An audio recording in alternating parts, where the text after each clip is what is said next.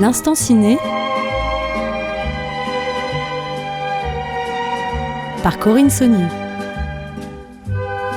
Bonjour, aujourd'hui dans l'instant ciné, nous tenterons le crossover entre musique et cinéma à travers la figure de Françoise Hardy qui vient de nous quitter. Françoise Hardy, une icône musicale qui a fasciné le cinéma.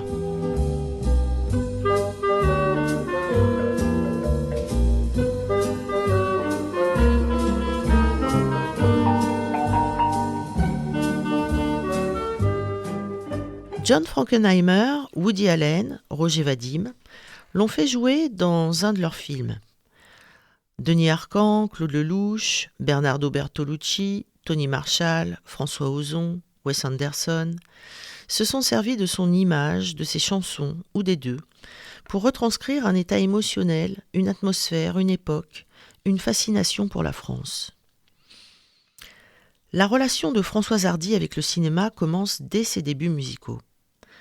En effet, c'est Claude Lelouch, pas encore cinéaste, qui réalise le clip, à l'époque on disait le Scopitone, de Tous les garçons et les filles de mon âge en 1962. Françoise Hardy a alors 18 ans. Tout le monde se souvient de cette sage jeune fille en duffelcoat, à l'allure très BCBG, qui chante dans une sorte de cabine de manège en forme de barque.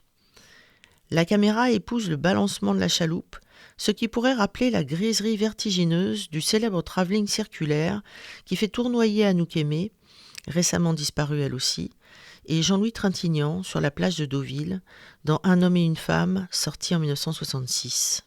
Tous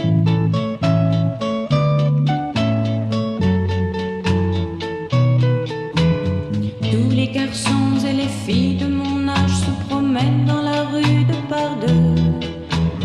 Tous les garçons et les filles de mon âge savent bien ce que c'est qu'être heureux.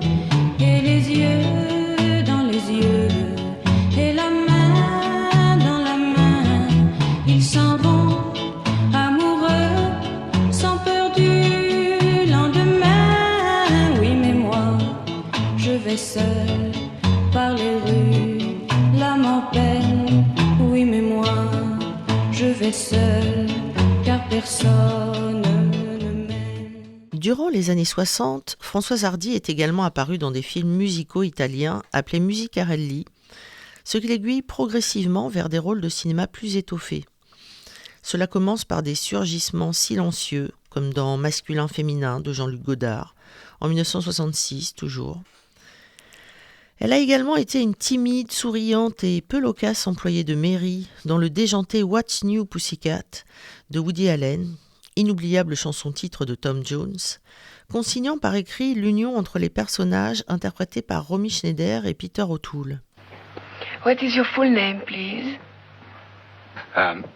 Michael Voltaire James, Pussycat. And yours, madame? Carol Hildegard Werner. Were you snapping then? Why did you call her Pussycat? I was being courteous. I was being civil. We're married 30 seconds and already you look at other women. I had to look at her. She was talking to me. I looked in the direction the sound was coming from. You can go on the honeymoon alone. I'm the witness, also the best man. My name is Fritz Wolfgang Sigismund Fassbender. Doesn't matter, darling, you'll get it right. I can spell Sigismund. Son premier vrai grand rôle construit autour de sa personne est celui qu'elle tient dans Grand Prix, 1966, encore et toujours, de John Frankenheimer, où elle incarne la petite amie d'un coureur automobile en rivalité avec d'autres pilotes, dont le vétéran est joué par Yves Montand. Au cinéma comme en musique, elle est née icône d'une certaine façon. Françoise Hardy n'était pas une actrice. Elle parlait très peu dans ses films où elle a joué, voire pas du tout. Elle ne jouait pas vraiment non plus, se contentant d'être elle-même. Et c'est ce qui plaisait au réalisateur. Sa photogénie, révélée par son ancien compagnon, le photographe Jean-Marie Perrier, son charme et sa douceur, la douceur de sa voix faisaient le reste. Cette fascination du cinéma pour cet artiste est très bien racontée par Marie-Dominique Lelièvre dans sa biographie intitulée « Françoise Hardy, étoile distante », éditée en 2022 chez Flammarion. Dans un chapitre baptisé Automania 66, elle relate le coup de foudre artistique que Frankenheimer a eu pour Françoise Hardy, qu'il était allé voir en concert au Savoy à Londres. Lorsque John Frankenheimer lui a proposé un rôle dans son futur film Grand Prix, une grosse production de la MGM en Panavision consacrée à la compétition en Formule 1, Françoise Hardy a exprimé ses craintes. Elle ne sait rien faire. Aucune importance, elle n'aura rien à faire, a promis le réalisateur, qui a tenu parole, comme on peut l'observer en regardant le film. Il l'a remarqué l'année précédente lors de son tour de chant au Savoy. Il a assisté à la première. À la fin de chaque chanson, elle souriait, soulagée. Parfois, elle interprétait un même morceau dans 2 langues, commençant en anglais, terminant en français, fragile, déterminée, fascinante. Le public sous le charme. Cette nonchalance pleine de dignité et de mélancolie sera sa marque de fabrique artistique, sorte de fausse désinvolture, qui a tant plu à la jeunesse insouciante des années 60. Là réside le mystère Françoise Hardy, une jeune femme devenue une icône presque sur un malentendu. Elle incarne les années libertaires, alors que ses opinions politiques sont tout à fait conservatrices. Son corps, son vestiaire et sa fine silhouette androgyne, nouveau canon de beauté valorisé par les 60s, CF, Jane Birkin, Marisa Berenson, Bianca Jagger, Twiggy, Amanda Lear, matérialisent la légèreté alors que tout chez elle n'est que gravité. Elle est l'éternelle adolescente, autre figure durablement établie dans la société par les années 60. Alors que, comme l'écrit Dominique Lelièvre citant la mère de l'artiste, toute petite, elle était déjà très sérieuse, très réfléchie, même dans ses jeux. À 2 ans, elle parlait comme une grande personne. Françoise Hardy est l'insoutenable légèreté de l'être, pour paraphraser le titre d'un roman de Kundera, faite femme. Comme le poète René Char, elle aurait pu dire « J'habite une douleur ». Grand Prix a laissé dans les mémoires de ses fans une séquence des plus hardiesques, si l'on peut dire, tant elle représente la chanteuse et son tempérament. Lors d'une soirée, son futur petit ami, le pilote Nino, veut la faire danser. Elle a cette réaction qui restera culte.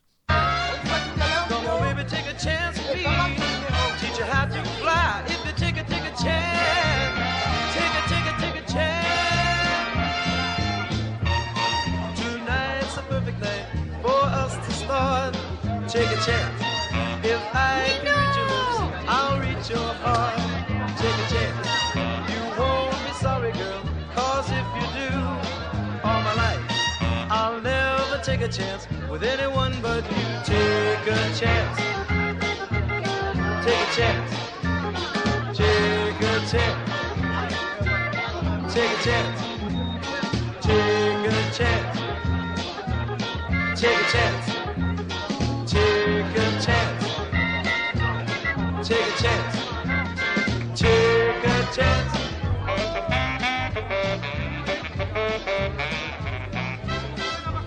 Dance? I don't dance.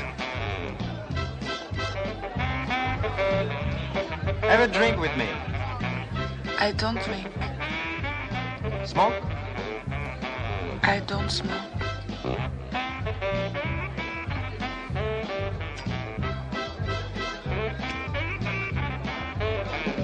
What do you do? On danse? Je ne danse pas. Vous prenez un verre avec moi? Je ne bois pas. Vous fumez? Je ne fume pas. Qu'est-ce que vous faites alors? Tout est dit. Elle ne fera aucun effort. Il faudra donc venir à elle. Et pourtant, sa vie en dépend. Exister est déjà une prouesse qu'elle pensait ne jamais accomplir.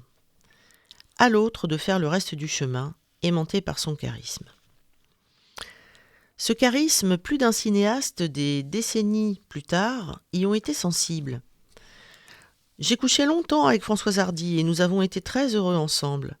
Lâche avec son accent québécois très marqué, un personnage des Invasions barbares de Denis Arcand, 2003, dans une séquence lunaire et fantasmatique, hilarante, tandis qu'il regarde des images de Françoise Hardy à la télévision.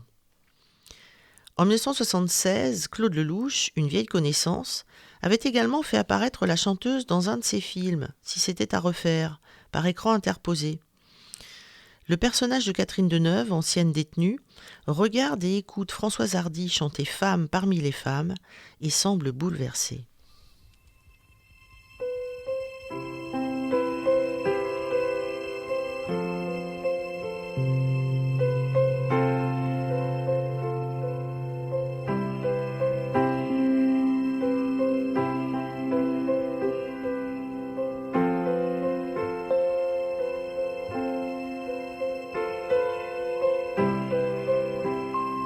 Et si l'homme n'était pas un Dieu vivant et qu'il s'accroche aux images d'avant, et s'il n'était qu'un être humain, perdu, vulnérable, inconstant, avec un cœur, des yeux, des mains, qu'il n'est plus à jouer les Tarzans.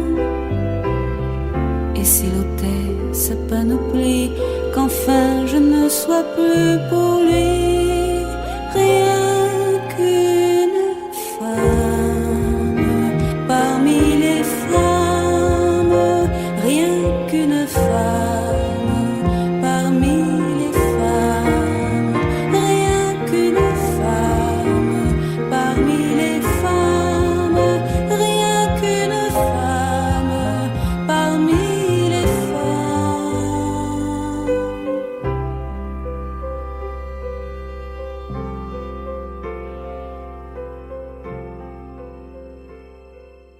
Désormais retirée de la scène et des plateaux de cinéma, Françoise Hardy demeure en surimpression sonore et visuelle, plus iconique au sens propre comme au sens figuré que jamais. Ainsi, quand Bernardo Bertolucci, dans son film Innocent, sorti en 2003, restitue le Paris de mai 68 et l'idylle naissante entre deux personnages buvant tendrement à deux pailles dans le même verre, il choisit Tous les garçons et les filles pour bande sonore. La passion pour Françoise Hardy pousse même certains réalisateurs à diégétiser ses chansons, c'est-à-dire à véritablement les inclure dans le jeu des personnages et le contenu narratif filmique, lui conférant une force encore plus grande et soulignant la paradoxale puissance d'incarnation d'une artiste pourtant en apparence si évanescente. Ainsi, dans Une fête de famille 2019, Cédric Kahn tourne une séquence poignante dans laquelle le personnage interprété par Emmanuel Berco chante la chanson Mon ami la rose, une des plus tristes de Françoise Hardy, sur le chemin de nature qui l'amène, solitaire, au cimetière où repose son père, et jusqu'à ce qu'elle arrive sur la tombe de ce dernier. La chanson passant du in de la voix de l'actrice au off de la bande-son.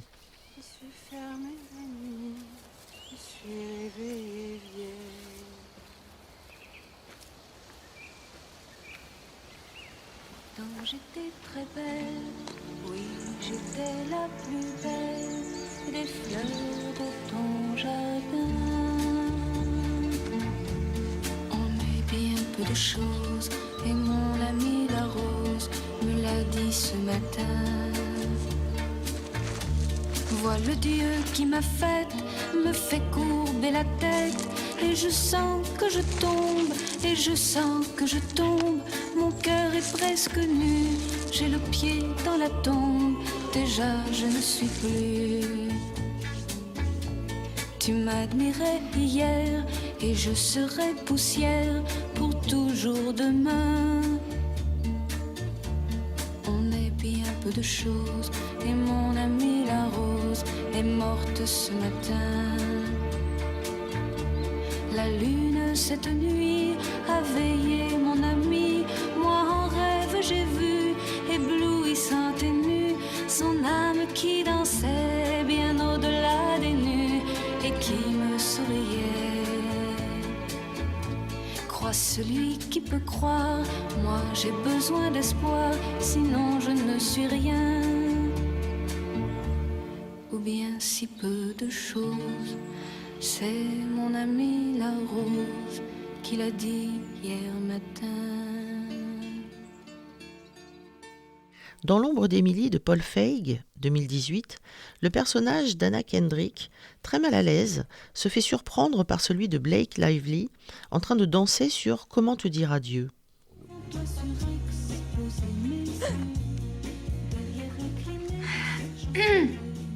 I was really caught up in the ambiance.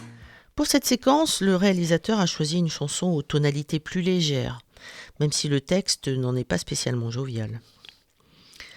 Les deux cinéastes qui ont le plus intensément porté à l'écran leur amour de l'univers musical de Françoise Hardy sont sans doute le Texan Wes Anderson et le Français François Ozon. Chez ce dernier, cela confine même à la vénération, puisqu'il a réalisé un clip de la chanson Le Large pour la chanteuse en 2018, dans lequel un adolescent, son double dans la fiction, est allongé torse nu au milieu de plusieurs dizaines de photos de Françoise Hardy. Dans son film Jeune et jolie, le personnage de Marine Vact, qui va très mal et vit une sorte de rémission affective et amoureuse, danse sur L'amour des garçons, chanson qui joue seule dans sa tête, couvrant la musique techno de la boîte de nuit où elle s'étourdit. Je restais seule dans ma chambre, rêvant de celui qui viendrait me sortir un jour de l'enfance et avec qui je partirais loin. S'il m'avait fallu le décrire,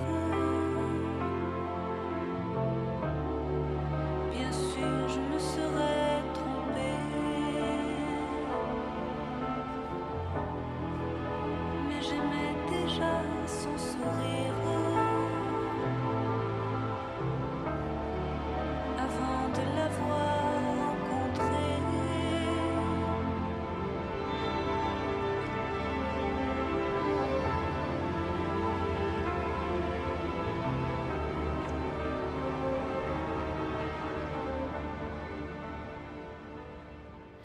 Dans Goutte d'eau sur pierre brûlante, 1998, Vera, le personnage d'Anna Thompson, retrouve le corps sans vie de Franz, interprété par Malik Zidi, sur le sol, se soutient à la vitre de la pièce pour pleurer.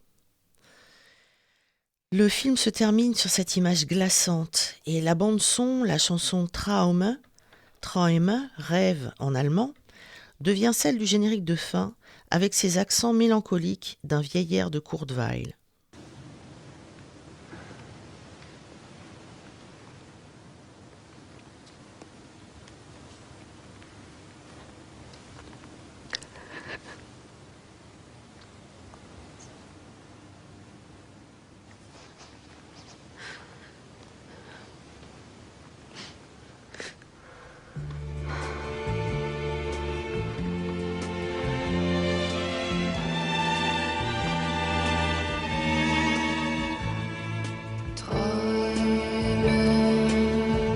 Die bei Nacht entstehen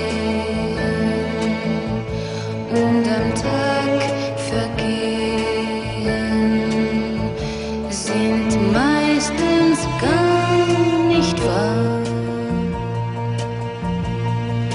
weil sie unter den Millionen unserer Illusion geboren sind.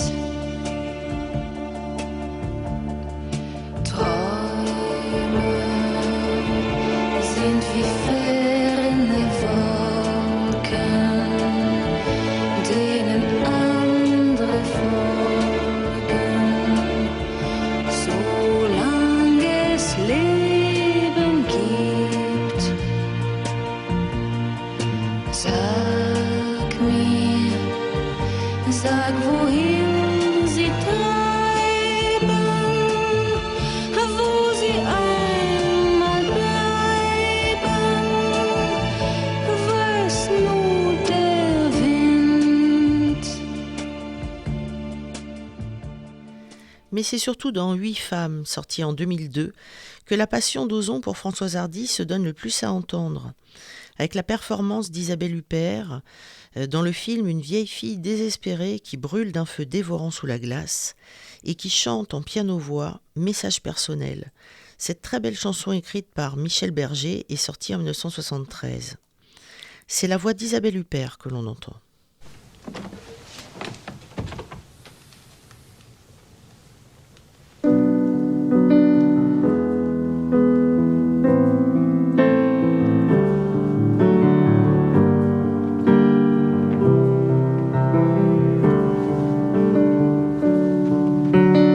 Au bout du téléphone, il y a votre voix et il y a les mots que je ne dirai pas.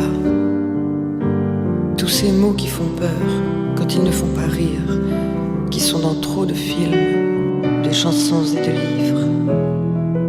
Je voudrais vous les dire et je voudrais les vivre. Je ne le ferai pas. Je veux, je ne peux pas. Je suis seule à crever et je sais où vous êtes. J'arrive, attendez-moi, nous allons nous connaître. Préparez votre temps pour vous, j'ai tout le mien. Je voudrais arriver, je reste, je me déteste. Je n'arriverai pas, je veux, je ne peux pas. Je devrais vous parler, je devrais arriver, ou je devrais dormir.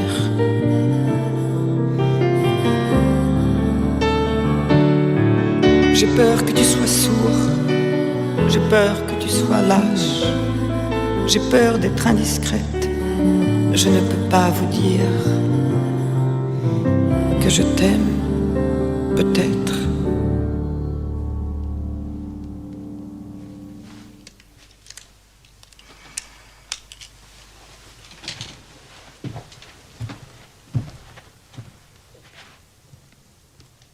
Mais si tu crois un jour que tu m'aimes, ne crois pas que tes souvenirs me gênent.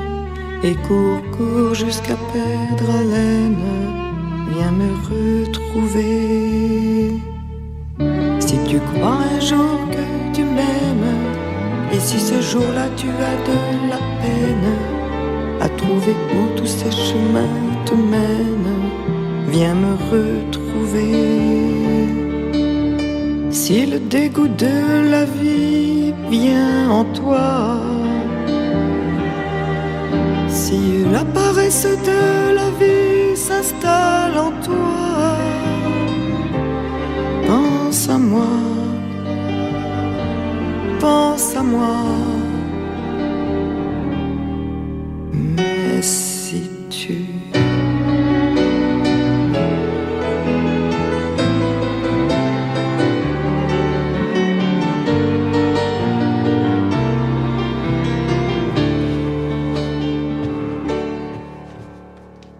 Françoise Hardy revient sur le contexte de la création de cette chanson dans son livre « Chansons sur toi et moi », sorti en 2021 aux éditions Équateur.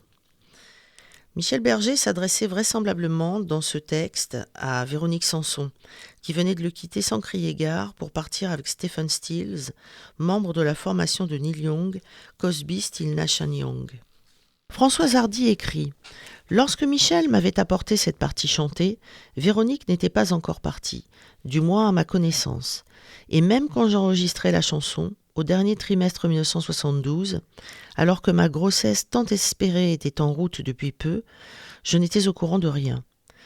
Si j'avais su que Michel passait par une telle épreuve, j'aurais mieux compris son attitude fermée et peu engageante, que je croyais due aux fautes rythmiques que je commettais sans m'en rendre compte dans le refrain et qui l'obligèrent à recourir à un choriste.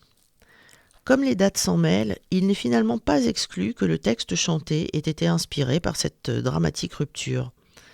J'aime assez l'idée que Message personnel nous associe tous les quatre, Michel Berger, Véronique Sanson, Jacques Dutronc, auquel mon texte parlait s'adressait, et moi. La quadrangulation amoureuse illusoire La communication amoureuse oblique, des thématiques qui parlent sans doute éminemment à François Ozon. Nous terminerons sur une note plus innocente et juvénile, avec la citation musicale de Wes Anderson dans Moonrise Kingdom. Sam et Suzy, deux préadolescents, s'éprennent l'un de l'autre et décident de fuguer ensemble. Ils se retrouvent dans une crique où ils installent leur campement.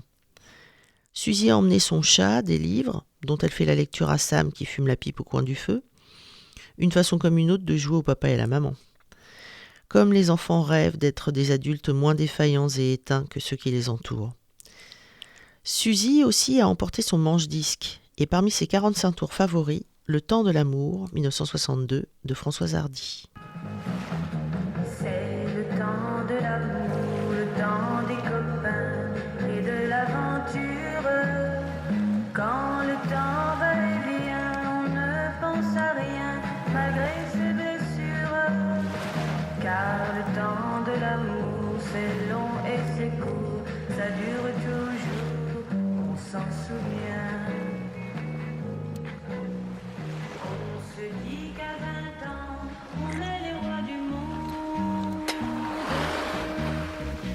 I got sand in my mouth.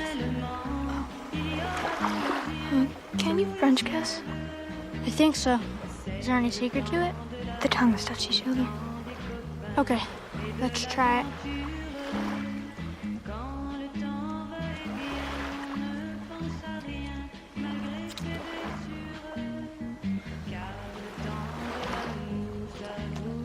It feels hard. Do you mind? I like it. Tilt your head sideways.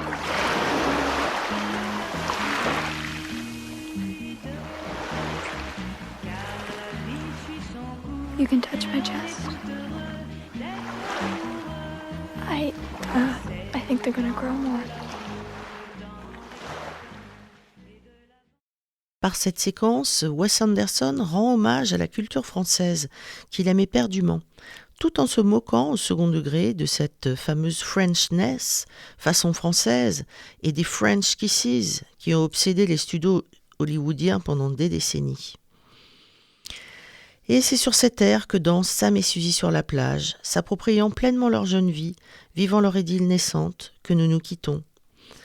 Passez un heureux été et surtout, n'oubliez pas d'aller au cinéma.